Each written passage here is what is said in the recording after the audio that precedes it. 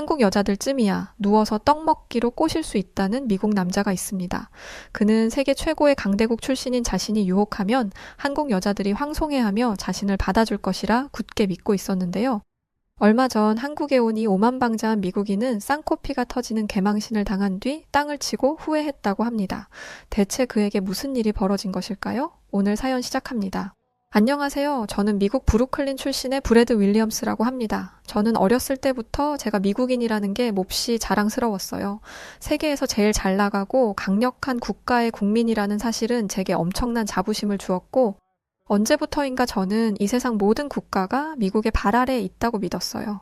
그도 그럴 게 우리 미국인들이 쓰는 영어는 전 세계의 공용어나 마찬가지이고, 세계 최고의 대학들도 전부 미국에 있고 국방력 역시 우리 미국이 세계 1위니까요. 게다가 저는 금발의 푸른 눈을 가진 전형적인 백인 남자였기 때문에 이 세상 그 누구와 견주어도 난 꿀릴 것이 하나도 없다고 믿었죠. 그래서였을까요? 전 제 첫사랑이 실패할 거라고 단 한 번도 생각해보지 못했었습니다. 하지만 제가 좋아했었던 그 여자애는 내가 아닌 어떤 한국 남자가 너무 좋다면서 저를 차버리더군요. 처음에 저는 이 현실이 믿기지가 않았어요. 세계 최강대국 미국인인 제가 고작 한국이라는 조그만 나라 출신에게 밀려서 이런 비참한 꼴을 당하다니요? 저는 너무 분해서 밤에 잠도 제대로 잘 수 없을 정도였답니다. 그래서 저는 그 한국 남자에 대해 알아보기로 했어요. 대체 어떤 놈이길래 내 소중한 첫사랑을 빼앗아간 것인지 궁금해서 참을 수가 없었거든요. 그렇게 그 한국 남자를 뒷조사하다가 저는 놀라운 사실을 알게 되었는데 그건 바로 그놈이 아이비리그에 다니고 있다는 것이었어요. 그 사실을 알고 난 뒤 전 그놈이 더 싫어졌답니다. 진짜 미국인인 저는 그저 그런 공업 전문대를 나와서 공장에서 일하고 있는데 그놈은 한국인 주제에 아이비리그에 가다니요? 이런 주제도 모르는 아시아인들 때문에 우리 백인들이 설 자리를 잃는 것이라는 생각에 저는 괜히 심통이 나고 나중에는 열등감까지도 느껴지더군요. 이런 건 태어나서 처음 느껴보는 감정이었어요. 위대한 미국인인 내가 고작 한국인 녀석에게 이런 패배감을 느끼다니 이건 말도 안 되는 것이었고 저는 어떻게든 이 열등감을 해소해야만 했어요. 어떻게 하면 좋을까 고민하던 저는 제가 당한 그대로 돌려줘야겠다는 생각을 하게 되었답니다.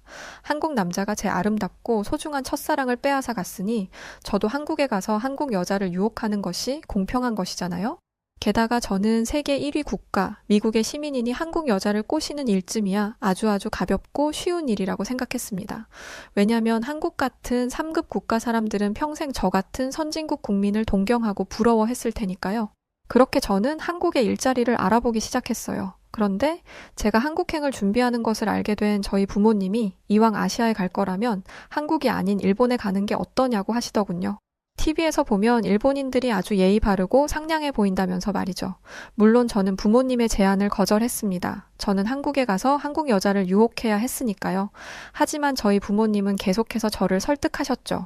일본은 오랫동안 경제대국이었으니 일하기에도 좋을 거고 무엇보다 한국은 북한이라는 위험 부담이 큰 국가이니 피하는 게 좋지 않겠니? 부모님의 설득은 며칠 동안 계속되었고 결국 저는 한국이 아닌 일본으로 가기로 했답니다. 솔직히 태어나서 지금까지 미국 밖으로 나가본 적도 없고 아시아의 역사에 대해 제대로 공부해본 적도 없는 저한테는 한국 여자나 일본 여자나 별 차이 없는 다 같은 동양인이라는 생각도 있었거든요. 그렇게 저는 별 생각 없이 일본행 비행기 티켓을 끊었고 며칠 뒤 드디어 일본의 오사카에 도착하게 되었죠.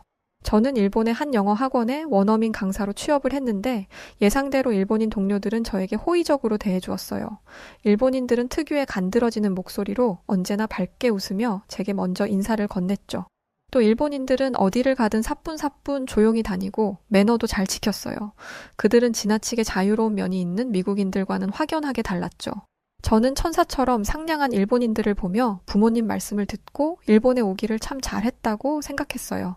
그런데 본격적으로 일본에서 일을 시작하게 되자 저는 제 선택이 잘못되었다는 것을 깨닫게 되었답니다. 일본인들은 천사 같은 얼굴을 하고 등 뒤에는 칼을 숨긴 음흉하고 무서운 인간들이었어요. 그 사실을 처음 알게 된 것은 학원 회식 자리에서였죠. 저는 일본인 동료들과 야키니쿠 집에 갔는데 그 자리의 분위기가 참으로 요상하더군요. 우선 제일 나이가 많은 남자 직원이 가장 상석에 앉고 그 양옆에 젊은 여직원들이 앉아서 그에게 술을 따라주거나 고기를 구워주는 등 그의 시중을 들어주었어요. 만약 이런 일이 미국에서 벌어진다면 당장 고소를 당할 일인데 일본인 동료들은 이 상황이 전혀 이상하지 않다는 듯 당연하게 받아들이더군요. 어안이 벙벙해진 저는 옆자리에 앉은 일본인 여자 동료에게 이런 일이 자주 일어나냐고 물었죠. 그러자 그 여자 동료의 입에서는 충격적인 말이 쏟아져 나오기 시작했습니다.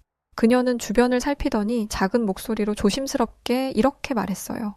미국이랑 일본은 문화가 달라요. 일본 사람들은 여자가 남자를 섬기고 받들어 모시는 것이 당연하다고 생각하거든요.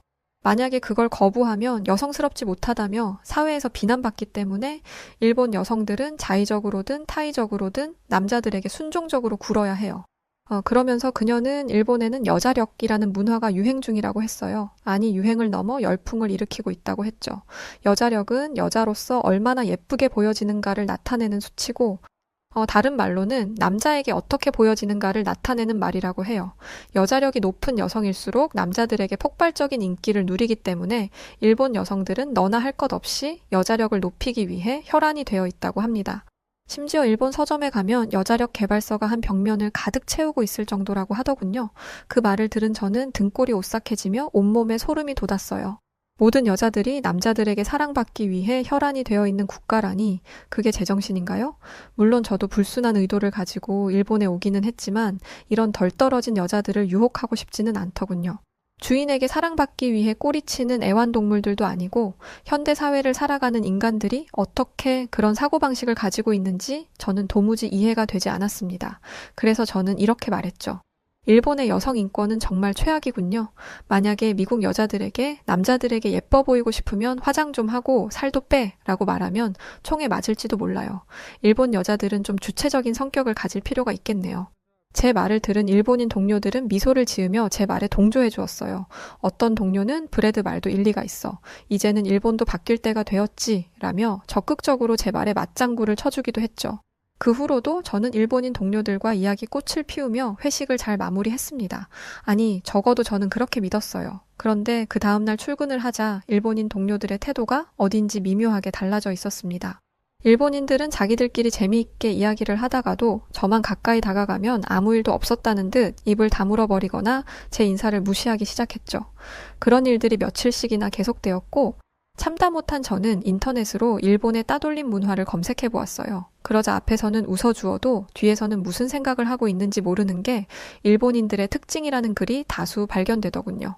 저는 그제서야 회식 자리에서 제가 일본 문화에 대해 함부로 떠든 것이 문제였다는 것을 알게 되었죠. 하지만 저는 억울하기도 하고 어이가 없기도 했어요. 그 자리에서는 분명 자기들도 웃으며 제 말에 맞장구를 쳐놓고 이렇게 뒤통수를 치다니요? 하지만 어쩌겠습니까? 일본에 왔으니 일본법에 따를 수밖에요. 다음 날 저는 일본인 동료들 앞에 고개를 숙이고 제가 했던 발언에 대해 사과를 했어요. 그러고 난 뒤에야 일본인 동료들은 저를 아는 채 해주더군요. 물론 전과 같이 편안한 사이로 돌아갈 수는 없었지만 그래도 따돌림 당하는 신세는 면하게 되었죠. 그날 이후 저는 일본인들의 심기를 거스르지 않으려 조심 또 조심했어요. 그들은 워낙 예민하고 음습한 성격을 가지고 있어서 어디에서 문제가 터져 나올지 알 수가 없었거든요. 하지만 아무리 조심해도 문제는 생기기 마련이었고 결국 저는 일본인 동료들에게 투명 인간 취급을 당하게 되었답니다. 그 계기는 아주 사소한 것이었는데요. 어느 날 저는 동료들과 카페에 가게 되었어요. 평소 일본인들은 칼같이 더치페이를 하기 때문에 그날도 각자가 주문한 커피값을 따로 냈는데 하필 제 지갑에 돈이 조금 부족하더군요. 많이도 아니고 딱 100엔이 부족했어요. 하는 수 없이 저는 옆에 있던 한 일본인 동료에게 100엔을 빌려 커피를 사 먹었죠. 다음 날 저는 어제 빌린 100엔을 동료에게 바로 갚았고 그렇게 이 일은 사소한 해프닝으로 끝나는 줄 알았어요. 그런데 그 직후부터 일본인 동료들은 저를 따돌리기 시작했습니다. 마치 이곳에 제가 존재하지 않는 것처럼 일본인들은 철저하게 저를 무시했죠. 아니, 무시하기만 하면 다행이지 나중에는 중요한 스케줄을 공유해주지 않아서 업무에 차질을 빚게 하더군요. 결국 저는 괴롭힘에 지쳐서 일본 내 다른 학원으로 이직을 하려 했어요. 하지만 일본인 동료들은 악랄하게도 다른 학원에 저에 대한 악의적인 소문을 내서 제가 이직도 못하게 만들었습니다. 그들은 저를 이 지옥에 가둬두고 끝없는 괴롭힘을 가할 생각인 것 같았어요. 그런데 일본인들이 저를 이렇게 괴롭힌 이유가 뭔지 아세요?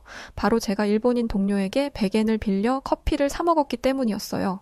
일본인 동료의 주장에 따르면 돈이 부족하면 커피를 마시지 말고 그냥 참았어야지. 동료에게 신세를 지는 것은 염치 없는 짓이라더군요. 그 말을 들은 저는 기가 막혀서 말도 제대로 나오지 않았죠. 그러니까 일본인들은 지금 염치 없는 행동을 한 저를 응징하고 있다는 것인데 그게 말이나 되는 이야기입니까? 같은 회사에 다니는 동료끼리 고작 100엔 빌린 일을 가지고 신세를 지내 만에 염치가 있네 없네 따지고 드는 것은 누가 봐도 제정신이 아닌 일이잖아요. 하지만 일본인들에게는 이런 상식이 통하지 않았어요. 일본인들은 자신들에게 손톱만큼이라도 손해가 되는 일은 하지 않으려 하는 이기적인 종자들이거든요. 게다가 일본인들은 무리 내에 약자가 있으면 꼭 그를 따돌려서 나머지의 결속을 다지는 끔찍한 습성도 가지고 있었어요. 그러니까 외국인 노동자인 제가 일본인으로 가득한 회사에서 따돌림을 당하는 것은 어찌 보면 처음부터 피할 수 없는 일이었던 거죠. 여기에 더해 일본인들은 업무적으로도 치사한 갑질을 일삼았어요. 그들은 편하거나 좋은 일은 자신들이 도맡아서 하고 하등 쓸모없는 잡일들은 제게 몰아주더군요. 그런 일이 계속될수록 일본인들은 능력이 우수한 사람으로 평가받고 저는 별로 필요 없는 인력으로 평가받게 되었죠. 그렇게 일본인들은 제 노동력을 착취해서 자신들의 성과를 올렸는데 끔찍한 것은 그들에게 이런 일이 아주 익숙해 보였다는 것이었어요. 저는 일본인들의 더러운 습성에 혀를 내둘러야 했죠. 그러던 어느 날 한 일본인 동료가 저를 보며 백인들한테서는 특유의 치즈 누린내가 나라는 말을 하는 게 아니겠어요? 순간 엄청 화가 난 저는 지금 말 다 했냐고 큰 소리를 치며 그 일본인 동료에게 다가갔어요. 그 일본인 동료는 170cm도 안 될 것 같은 작은 키를 가지고 있었는데 키가 176cm였던 제가 그 앞에 서서 내려다보자 겁을 집어먹더군요. 여태까지 같은 일본인들과 무리를 지어서 저를 비웃고 무시해 왔으면서 제가 강하게 나오니까 쫄아서 아무 말도 못하는 모습을 보며 저는 일본인들이 참 비겁하다는 것을 알게 되었죠. 그들은 강한 자에게 약하고 약한 자에게 강한 전형적인 찌질이들이었어요. 일본인들의 실체를 정확히 알게 되자 저는 그들이 우스워 보이기 시작했습니다. 그러자 재미있는 일이 일어나기 시작했어요. 일본인들이 제게 함부로 대하기는커녕 쭈뼛거리며 설설기는 게 아니겠어요. 저는 일본인들의 이런 역겨운 습성에 완전히 질려버렸고 이제 그만 일본을 떠나기로 했습니다. 하지만 이대로 미국으로 돌아가기는 아쉬웠고 저는 원래 계획했던 대로 한국에 가보기로 했죠. 얼마 후 저는 한국 땅을 밟게 되었는데 바로 그 순간부터 놀라움의 연속이었답니다. 우선 인천공항의 직원들은 능숙하고 유창하게 영어를 사용했는데 그들의 뛰어난 영어 회화 실력의 순간 저는 제가 미국에 잘못 왔나 하는 생각까지 들 정도였죠. 사실 저는 일본에서 생활하면서 답답함을 느낄 때가 한두 번이 아니었거든요. 일본인들은 정말 기초적인 영어도 할 줄 몰라서 늘 손짓과 발짓을 섞어가며 대화를 해야 했죠. 반면에 여기 인천공항의 직원들은 자유자재로 영어를 구사하며 완벽에 가까운 서비스를 제공하고 있었어요. 한국이 캐나다나 멕시코처럼 미국과 딱 붙어있는 나라도 아닌데 한국인들은 어떻게 이렇게 영어를 잘하는 것인지 정말이지 경이로움이 느껴질 정도였답니다. 다음으로 저를 놀라게 한 것은 한국의 엄청나게 빠른 인터넷 속도였어요. 일본에서 지내면서 인터넷 속도에 딱히 불만을 가져본 적은 없었는데 그건 제가 한국의 인터넷을 몰랐기 때문이었어요. 한국의 인터넷 속도는 일본의 인터넷 속도와 비교도 안 될 정도로 빠르더군요. 검색어를 누르면 0.1초 만에 결과가 나오면 물론 동영상도 끊김없이 볼 수 있었죠. 이건 마치 신세계와도 같았어요. 미국은 세계 1위의 강대국인데도 이런 서비스를 누릴 수 없는데 한국은 이렇게나 훌륭한 인터넷을 마치 공기로 숨을 쉬듯 당연하게 이용한다는 사실에 저는 절로 배가 아파지더군요. 제 상식으로는 한국이 미국보다 뒤떨어지는 나라여야 되는데 이런 상황은 잘 이해가 되지 않아 너무 당황스러웠죠. 하지만 언제까지 넋을 놓은 채 서 있을 수는 없었기에 저는 애써 놀란 마음을 진정시키며 인천공항 밖으로 나왔어요. 인천공항 내부도 최첨단을 달리는 시설들이 가득했지만 인천공항 밖에도 훌륭한 인프라가 갖춰져 있더군요. 제일 먼저 눈에 띈 것은 빽빽하게 늘어선 고층 빌딩들이었어요. 그 화려하고 압도적인 전경은 낡고 허름한 일본의 도시와 너무 비교가 되더군요. 일본은 아무래도 지진이 많이 일어나는 나라라서 그런지 대체로 건물들이 낮고 지어진 지 오래된 것들이 많은데 한국의 건물들은 아찔한 높이와 세련된 디자인으로 그 위용을 뽐내고 있었어요.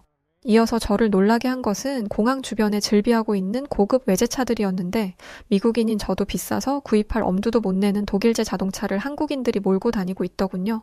저는 평생을 아시아 국가들은 미국의 발밑에 놓여 있다고 생각하며 살아온 사람인데 지금 이 모습을 보면 제 생각이 완전히 틀린 것 같아 저는 적잖이 충격을 받았답니다. 그런데 놀라움은 여기서 끝이 아니었습니다. 한국인들의 아름다운 외모는 충격 그 자체였거든요. 우선 한국인들의 피부는 눈이 부실 정도로 희고 깨끗했어요. 언뜻 보기에도 한국인들의 피부는 백인인 제 피부보다 훨씬 더 하얘 보였는데 대체 왜 제가 백인이고 한국인들이 황인이라 불리는 것인지 이해가 가지 않을 정도였죠. 특히 한국 여자들은 도자기로 빚어놓은 듯 깨끗하고 맑은 피부에 오밀조밀 예쁜 이목구비를 자랑하고 있었는데 그녀들은 꼭 인형처럼 아름다웠어요.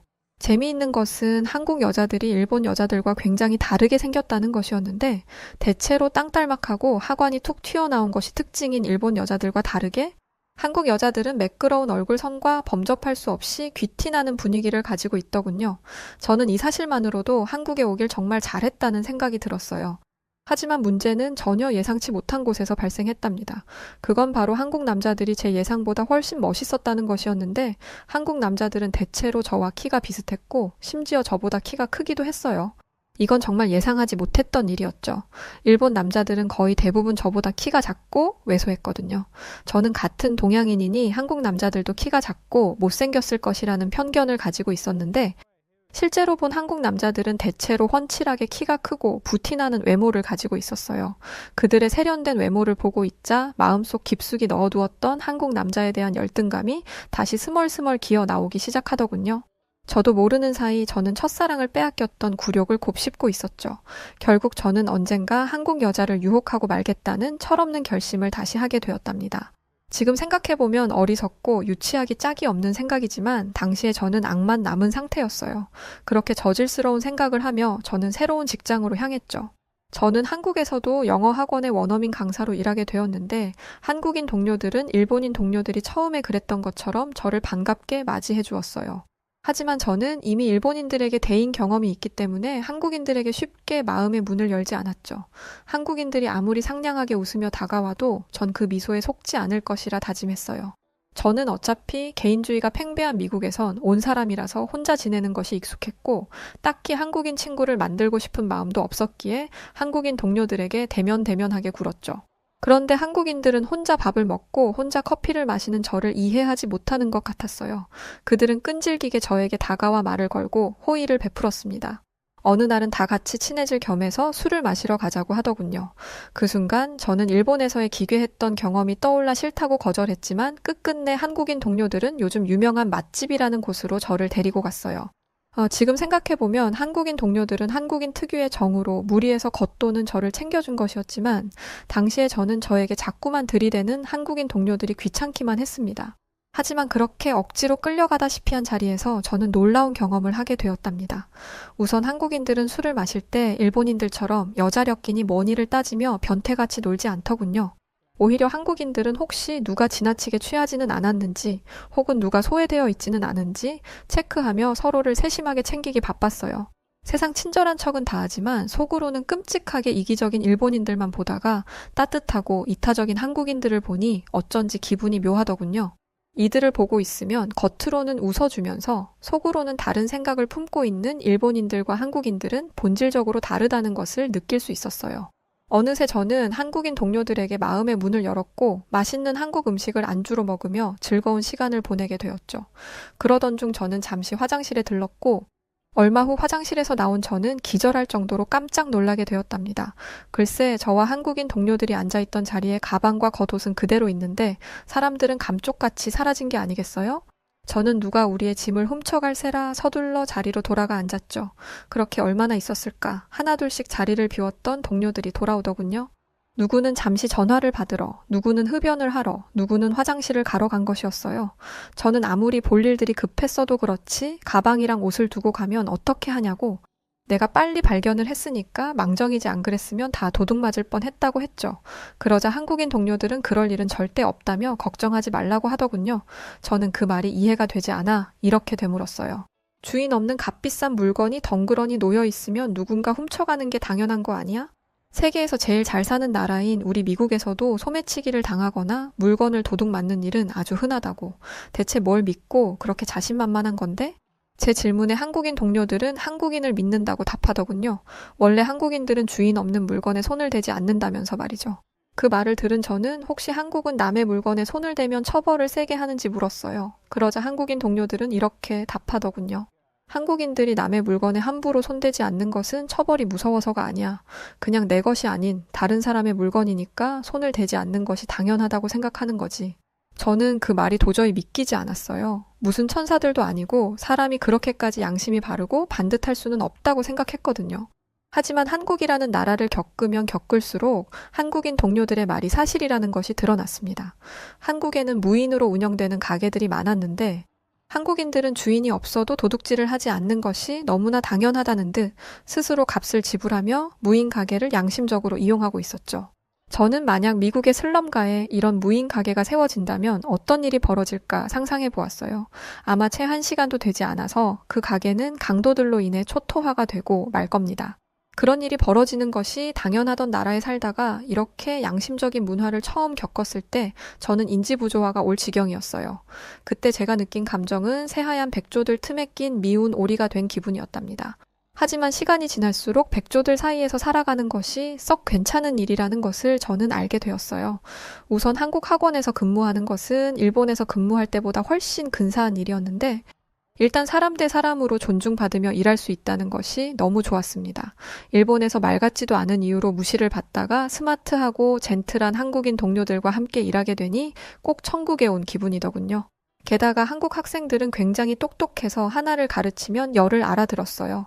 날로 일취월장하는 제자들을 보며 저는 전에 느껴본 적 없던 성취감과 뿌듯함도 느낄 수 있었죠.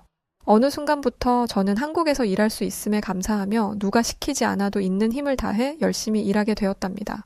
그렇게 저는 마음을 다잡고 한국에서 인생의 전성기를 보내고 있었죠. 하지만 제 안에 어리석은 열등감과 무지 때문에 제 인생은 다시 꼬이기 시작했답니다. 평소처럼 열심히 강의를 하고 나오던 어느 날 갑자기 원장님이 저를 부르시더군요.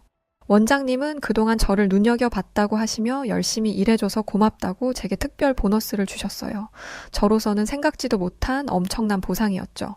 저는 앞으로도 더 성실하게 일하겠다고 인사를 드리고 원장실을 빠져나왔어요. 그리고는 갑자기 생긴 큰돈을 보며 무엇을 할까 고민하기 시작했죠. 그러다가 문득 저는 클럽에 가봐야겠다는 생각을 하게 되었어요. 마침 그날은 금요일이기도 했고 당시 제 안에는 아름다운 한국 여자를 유혹하고 말겠다는 욕망이 꿈틀거리고 있었거든요. 그렇게 저는 강남에 있는 클럽으로 향했죠. 택시를 타고 클럽으로 가면서 저는 이런 생각을 했답니다. 클럽에서 제일 예쁜 한국 여자를 꼬셔야지. 난 세계 최고의 강대국 미국의 국민이니까 한국 여자들을 쉽게 꼬실 수 있을 거야. 그렇게 허황된 꿈을 꾸는 사이 어느새 택시는 강남의 클럽에 도착했고 저는 부품 기대를 아는 채 클럽 안으로 들어갔습니다. 아니나 다를까 클럽 안에는 아름다운 한국 여자들이 가득하더군요. 먹이를 노리는 매처럼 기회를 노리던 저는 혼자서 춤을 추고 있는 한 여자에게 다가가기 시작했어요. 잠시 후 아름다운 그녀의 옆에 서게 된 저는 나 미국인인데 같이 놀겠냐고 물어봤죠. 이어서 그녀의 입이 열렸고 저는 충격을 받아 그 자리에서 얼음이 되어 버렸답니다. 네? 미국인인데 왜 제가 그쪽하고 같이 놀아야 해요? 관심 없는데 저쪽으로 가주실래요? 저는 미국인들은 싫어서요. 제가 미국인이라는 것을 밝히면 당연히 제 유혹에 넘어올 것이라 생각했던 그녀는 대체 뭐가 어떻게 된 일인지 저를 단칼에 거절해버렸어요. 저는 당황스럽고 당황한 마음에 그녀에게 영어로 욕을 해버렸죠. 볼 것도 없으면서 괜히 튕기기는 나도 당신 같은 여자는 별로예요. 유독 영어를 잘했던 한국인들이라 그 여자도 제 말을 알아들었더군요. 그래서 맞받아치기 시작했고 결국 저희는 말싸움을 하게 되었어요. 상황이 격해지기 시작하자 주변에 있던 한국 남자 한 명이 제 팔을 잡고 진정하라며 말리더군요. 하지만 저는 이미 이성을 잃은 상태였고 제 팔을 잡은 그 한국 남자의 얼굴에 주먹을 날리고 말았습니다. 지금 생각해보면 참 어리석고 무모한 행동이었지만 당시에 저는 저보다 체격이 작은 한국인 한 명쯤이야 제가 쉽게 이길 수 있을 것이라는 생각을 하고 있었어요. 그런데 한국인을 우습게 본 것은 엄청난 실수였습니다. 저에게 맞은 그 한국 남자는 자세를 고쳐 잡더니 번개같이 빠른 속도로 발차기를 날리더군요. 결국 저는 그 발차기 한 방에 나가 떨어지고 말았죠. 이어서 경찰이 도착했고 저는 창피하게도 쌍코피를 줄줄 흘리며 인근 경찰서로 끌려가게 되었어요. 경찰서에 가서 들으니 한국 남자들은 어릴 때 다들 태권도라는 무술을 기본으로 배운다고 하더군요. 그러면서 경찰관은 이렇게 말했어요. 멀쩡하게 생긴 외국인이 왜 한국에 와서 사고를 치고 그래요 대체? 외국 남자들 신사라는 말도 옛말이지 원. 사고 칠 거면 한국에 오지를 마요. 저는 아까 맞은 곳이 아파서 또 너무 창피해서 눈물을 줄줄 흘렸어요. 그러고 있기를 얼마나 지났을까 제 신원 보증을 해주기 위해 한국인 동료들이 경찰서에 와주었답니다. 굉장히 늦은 시간이었음에도 불구하고 엉뚱한 사고를 친 동료를 위해 한 걸음에 달려와준 그들이 어찌나 고맙던지요. 동시에 저는 엄청난 죄책감을 느껴야 했어요. 이렇게 저를 위해주는 동료들의 나라에서 저는 몹쓸 사고나 쳤으니까요. 창피함과 죄책감에 고개도 들지 못하고 눈물만 흘리는 저를 대신해 제 한국인 동료들은 제가 친 사고를 수습해 주었답니다. 저는 착하고 예의 바른 한국인 동료들 덕분에 별탈 없이 이 일을 넘길 수 있었죠. 그 새벽, 저는 동료들에게 다시는 이런 일 없을 거라고 단단히 약속하고 진심을 다해 감사를 전했습니다. 그날 이후 저는 건방지게 굴었던 지난날을 반성하며 한국인들의 반듯함을 닮으려 애쓰고 있어요. 그리고 한국인 동료들은 언제나 제 곁을 지키며 모범이 되어주고 있답니다. 참을 수 없이 부끄러운 과거를 제가 다시 반복하지 않도록 말이죠. 물론 제가 한국에 와서 저지른 잘못은 지금 다시 생각해도 자다가 이불을 뻥뻥 찰 정도로 창피하고 아마 나중에 무덤에 들어갈 때까지 잊지 못할 끔찍한 기억이지만 그래도 저는 한국에 오기를 정말 잘했다고 생각합니다. 왜냐하면 저는 한국에서 저를 되돌아보고 저의 지난 날을 반성할 수 있었으니까요. 한국 여자는 눈 감고도 아주 쉽게 꼬실 수 있을 거라던 오만했던 저는 한국에 와서 아주 제대로 크게 혼나게 되었었고 왜 저의 첫사랑이 한국 남자에게 홀딱 반해 저를 차버렸던 것인지 대번에 이해하게 되었습니다. 언젠가 꼭 만날 겁니다. 최선을 다해 이를 사랑하고 주변을 배려하고 경찰분이 말했던 외국 신사라는 말이 나올 수 있게 앞으로도 환상적이고 아름다운 한국에서 매일을 감사하며 살아가도록 하겠습니다. 자, 오늘 사연은 여기까지입니다. 에고, 단단히 오해하셨네요. 한국 여성분들 노란 머리 키 큰 미국인들 별로 안 좋아하는데 말이죠. 솔직히 저도 한국 여자라서 읽으면서도 살짝 기분 나쁜 맘이 여하튼 성실함과 다정함 모두 중무장해야 한국 여성분들과 만나보실 수 있을 거예요. 우리 한국 여자들 무시하면 큰 코 다쳐요. 그럼에도 사연 보내주신 브래드 윌리엄스 씨 감사드리고요. 앞으로는 2번 다시 클럽에서 그런 추태 부리지 마세요. 자, 그럼 오늘 사연 어떻게 들으셨나요? 오늘 사연이 재미있으셨다면 구독과 좋아요 그리고 알림 설정 부탁드립니다. 그러면 지금까지 사연을 읽어드렸던 여우튜브 송은지였고요. 영상 끝까지 시청해주신 분들 모두 고맙습니다. 그리고 구독자분들 언제나 사랑합니다. 당신만의 여우튜브